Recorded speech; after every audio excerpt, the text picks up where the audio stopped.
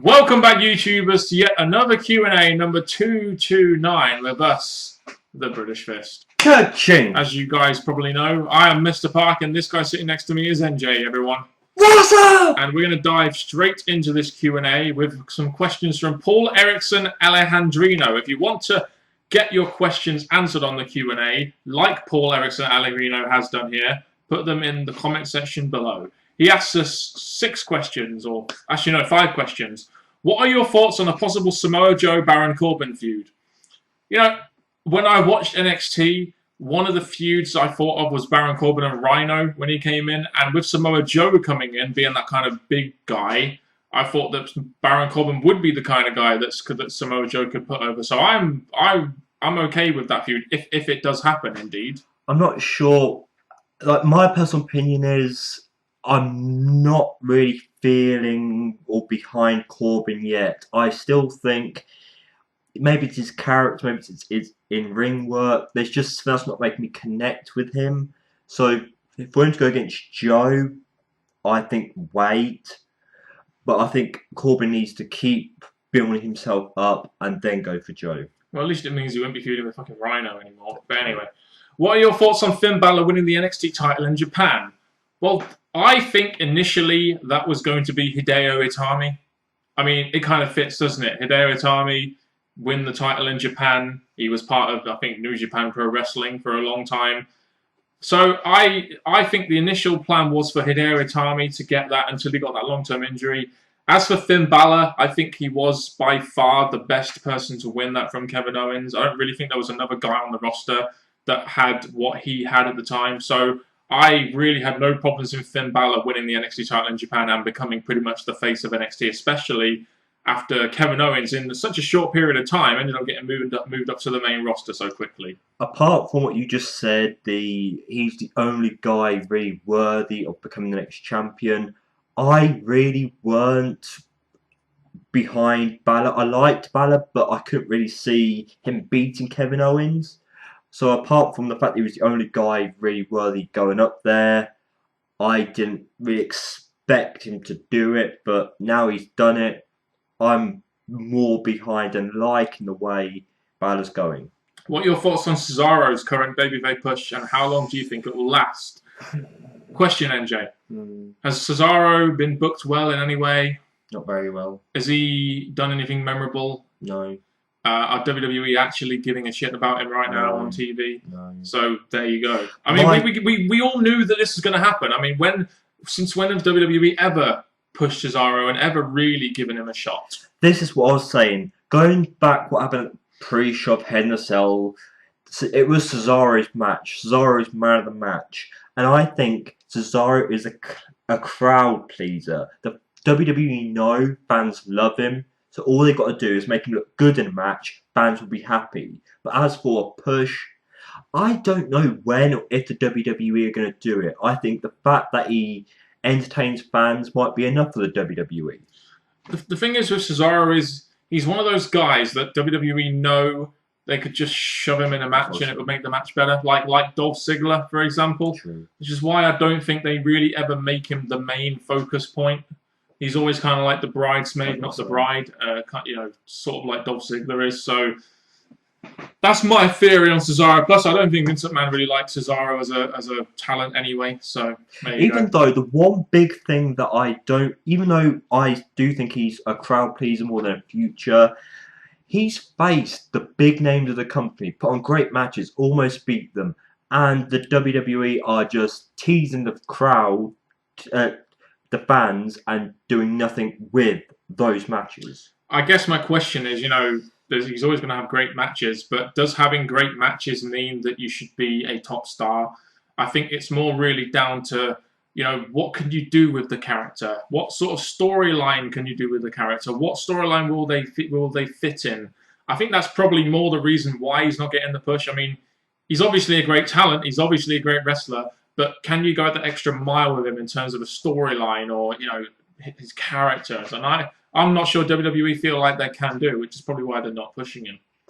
What are your thoughts on the NXT women debuting on the main roster? And do you think they can build the Divas division again? This question. You know what? As soon as the NXT women debuted on the main roster, I didn't really watch it, by the way, because I just knew that in about 4 or 5 months' time, we'd be looking back at it and thinking, well, that was shit.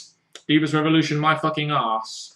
As much as we're getting fresh divas on the roster, it's the same kind of booking. Fans are trying to defend it by saying, yes, this is just to warm them up for future matches they've got in store. But I don't see it. I think we're cheering these new divas because they're new. Once they've settled in, like Paige and AJ did, they'll be there at the top of the divas division. Yeah, and it's the same old booking. So I just don't understand why people are getting so hyped up about this. Oh, some NXT women. You know, I was all for the NXT women debuting on the main roster, but the way they've done it, you know, and you look back at it now and you just think, why do they do it that way? What are your thoughts on the Taker Lesnar match at SummerSlam, NJ? I've said this for many different videos. Taker should have retired after he lost to Brock Lesnar. So, answering your question, the fact that the WWE decided to keep him on, possibly paying him more, and the way that match ended with the low blow just so they can make another match, it's just money, you know. They did that match to finish the way he did so they can make another match because they wanted to continue to use Taker. And in my opinion, I would have just had a clean finish at SummerSlam and finished it. The whole match to me and the whole feud to me just screamed WWE getting desperate for a big match or a SummerSlam main event or to get network subscriptions when, you know, the match, there was no real call for the match. I mean, you could explain it in the sense that Brock Lesnar beat Undertaker and Undertaker wanted his revenge, but that was kind of gone when he came back to Bray Wyatt. You know, so again, it didn't really make too much sense, and it wasn't really necessary, but it was WWE's way of getting 2 old-timers in the main event so they could probably sell more network subscriptions. Which is fair enough, really, I suppose, if you're Vince McMahon, you're going to do that. Sensational LJ94. What do you guys think about the Terminator being in the pre-order bonus for WWE 2K16? Personally, I think it's pretty awesome. That's what he said. I think that's pretty cool. I mean, when you play games, they are kind of fantasy. So why not? I mean, being able to be the Terminator is pretty cool. I remember one year you could be Fred Durst from Limp Bizkit because he did a lot of tracks for the WWE at the time. I remember My Way for WrestleMania 17 Classic, and he was in the game. I like it when they do something. Back when I used to play video games, I used to love it when they had special characters and stuff like that in the game. I thought that kind of made it a bit more fun. It's more speciality to Arnold and stuff, but to be honest, I think adding a character like a TV movie character as Arnold into a wrestling game where you're wanting to play the game for wrestlers and your own created names, if you could create Arnold, that's a different thing. But to add him as a bonus wrestler or bonus guy, I just thought, you know, that I bet that didn't really help the sales anyway. So I think it would have been better if you could create him than getting a non-wrestler to be an added bonus. And I suppose they're trying to sell the game a little bit more, trying. Michael Murray. Are you guys like me in the fact that I miss old pay-per-views such as Judgment Day, No Way Out? A lot of these new pay-per-view names suck, like Payback and Fastlane. Why is it now, since it's PG, it's not okay to have a name like Judgment Day instead of being a crappy theme-based ones? Remember the excitement when Hell in a Cell match would end a grudge feud at any time of the year or would have an epic steel cage match? I miss the old days. That's the only reason why I have the network, so I can go back and look at the good old times. I'm with you on that, Michael. I must admit, I mean, it wouldn't get me to watch wrestling again, but I do think a lot of fans would probably tune back into the product if you gave the pay-per-views names that they recognised and felt a bit more badass, to a degree. To be honest, like Fastlane and stuff, I could look past them. It's the gimmicks. It's the gimmicks that ruin it. So Fastlane, I could look past. Payback, I could look past. It's the gimmicks that the WWE have brought in, which have changed my opinion on the structure of the year pay-per-view wise. So for that, keep Payback, but get rid of the gimmicks. Definitely get rid of the gimmicks. And are you still watching a load of stuff on the WWE Network? Oh, like we were saying, that's the only reason I've got it. Just so I can watch the classic Raws, the classic old pay-per-views, where everything seemed to flow better. There was more complimentary things happening compared to now. And old Raws as well. Oh, beautiful. Jimmy Eda Parayil. I hope I pronounced that correctly. What are your thoughts on Undertaker returning at Battleground, or what were your thoughts on Brock and Taker at SummerSlam? We've already given you our thoughts on Undertaker, Brock Lesnar at SummerSlam, but Undertaker returning at Battleground the way he did, again, with that, I know why they did it, but Undertaker costing Brock Lesnar his championship shot, but also kind of helping Seth Rollins, who wasn't he one of the people that kind of took Undertaker out a few years ago as part of the Shield? The whole thing was last minute. It was very rushed. I wasn't interested in it. I just didn't really care. It's the big complaint that WWE are using the old timers to spark big things. Big time. And this is bring back Taker. Yes, he had a reason to the WWE why he came back, but the pay-per-view match was selling as it was. Seth and Brock for the championship sort of thing. Adding Taker in, I felt that was just the whole typical, as fans would say, using the old timers to push things up higher. Dustin Nunn, do you think Ryback should be the next WWE World Heavyweight Champion? I'll say this about Ryback is the guy looks like he could be a WWE World Heavyweight Champion, but do I think he's really come far enough to be able to be a WWE World Heavyweight Champion? Not really. I mean, even when he was IC Champion, the feeling with Ryback was that he was very one-dimensional and there wasn't really too much about him. And, with Ryback, you always got the sense that WWE, they liked the character but could never really go all the way with it.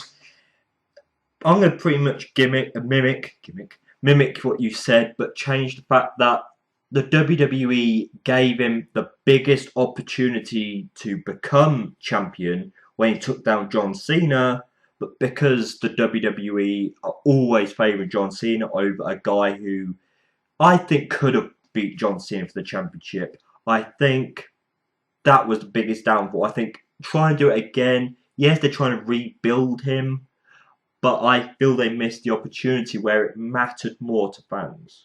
Jibri Bell, have you watched any New Japan Pro Wrestling matches this year? If so, what is the match that what match would you recommend for any wrestling fans to see? Unfortunately, no. New Japan Pro Wrestling doesn't really interest me. A couple of reasons for that. Number one, I'm not really invested in the product in any way. I'm not interested in watching any form of wrestling right now, no matter how good it is.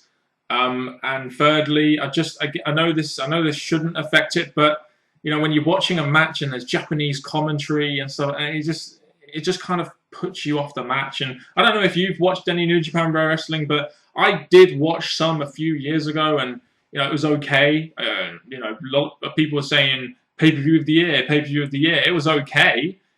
If it wasn't anything special in my opinion. It's not something that I was going to continue to watch. This has been spoken about on Twitter a lot, that this is bringing out great matches and great moments, and why can't other companies bring out stuff like this? But no, I've not gone into watching it yet, but I've heard many great things. Yeah, just not for us, really. Paul Erickson Alejandrino, what are your thoughts on Kevin Owens reportedly dropping into mid-card status? Are you really surprised? A guy faces John Cena and then drops into mid-card status. Or where have we heard that? Oh yeah, nearly every single fucking John Cena feud where he's faced a young guy. I find this really, really horrible because the one guy who looks like, and he's had the background to prove that he's up at John Cena's level, if not better, was Kevin Owens. So the WWE had crowds behind him, liking him, a way to push him maybe a bit too quick because he only had been on the roster for that short period of time. But you had so much going in his direction, and going down to the mid card, I just felt the WWE should have broken their stupid John Cena love for this one feud, so Owens could have gone further. I mean, I guess my question is with Kevin Owens is he came in such a big way and faced John Cena. How could they make him go any further up than that? So kind of like his feud with Cena. At the end of that, they were always, he was always going to go to mid-card status because who else is he going to really be able to face that's on John Cena's level? So I'm not too fussed with him dropping into mid-card status. I just think that they could have done something with Kevin Owens and made him a big part of the company. But clearly, again, with most of these independent guys or pre-independent guys, WWE just doesn't see money in them at all. After John Cena, it would have been in a big number one contendership match. Maybe done a fatal 4-way number one contendership, and that would have had him against 3 of the top guys, and then gone on to become champion. I know it would have been a short period of time, but I think Owens would have been the guy that fans would have loved to see have happened.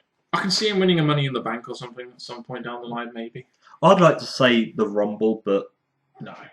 Oh. No, Reigns is winning the Rumble this year, mate. What was your favourite Mick Foley match? Against Triple H at Royal Rumble 2000. Yeah! Love that match. We both love that match. I mean, It's got his favourite Triple H in it.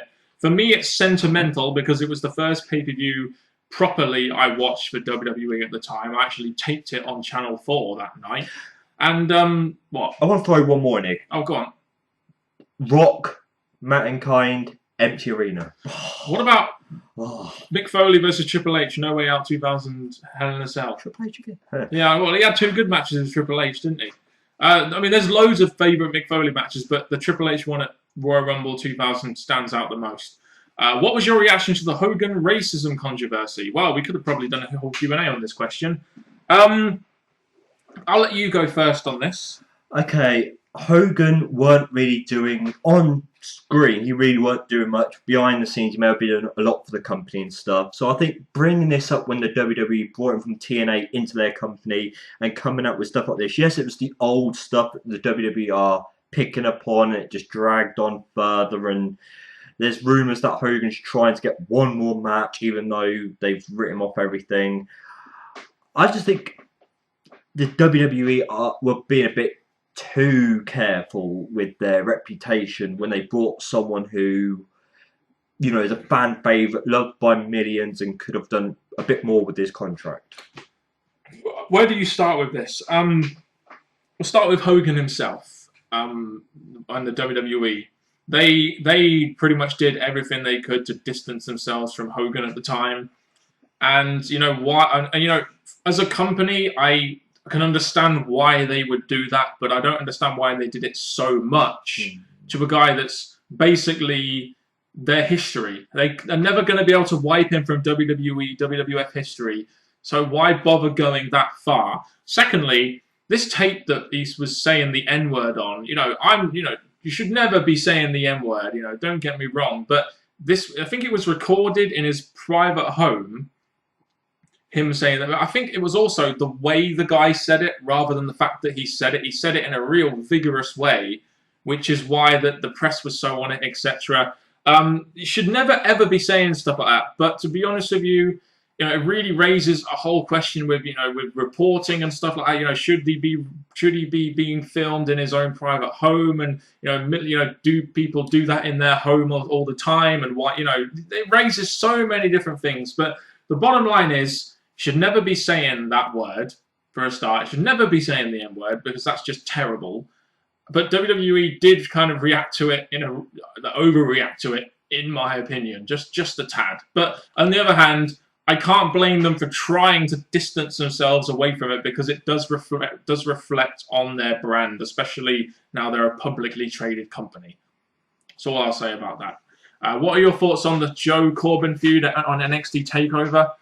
I didn't watch NXT TakeOver, and I didn't see the build-up. So I guess it would have been big guy versus big guy. I don't really know who won. I didn't see the match, so I don't really think I can give an opinion on that, I'm afraid. I can't think which TakeOver this is, because the last one, weren't he in a tag? Corbin was in a tag match. He was. I think it was the one before, I believe. No, I didn't. Sorry. What are your thoughts on Jushin Thunder Liger facing Tyler Breeze on NXT TakeOver? I think it was a good idea that they brought in a legend such as Jushin Thunder Liger. I think he actually beat Tyler Breeze as well. So, I mean, if he's going to go into the Hall of Fame or something that will be involved in any way, then, you know, I have no problem with NXT bringing in these legends into NXT, to be honest with you. I don't know whether Tyler Breeze should have lost to him, but, you know, it's one of those things where I don't really think it affects Tyler Breeze really all that much on NXT. I mean, he is now SmackDown, technically. Tyler Breeze, I don't care. Well, don't watch SmackDown then. That's all I can say. Anyway, that's another Q&A from us, the British Fist. If you want, you kind of missed it there, but whatever. Missing the money. Yeah, that's something we don't see very often on the British Fish channel. Apart from the last 2 years of videos. But please give us your questions in the comment section below, and we'll be back here like we are every week with another Q&A for you. Thank you very much for watching us. Here's Mr. Parkin and me, NJ, having laughed at you guys and answering your questions. And until next time, see you later.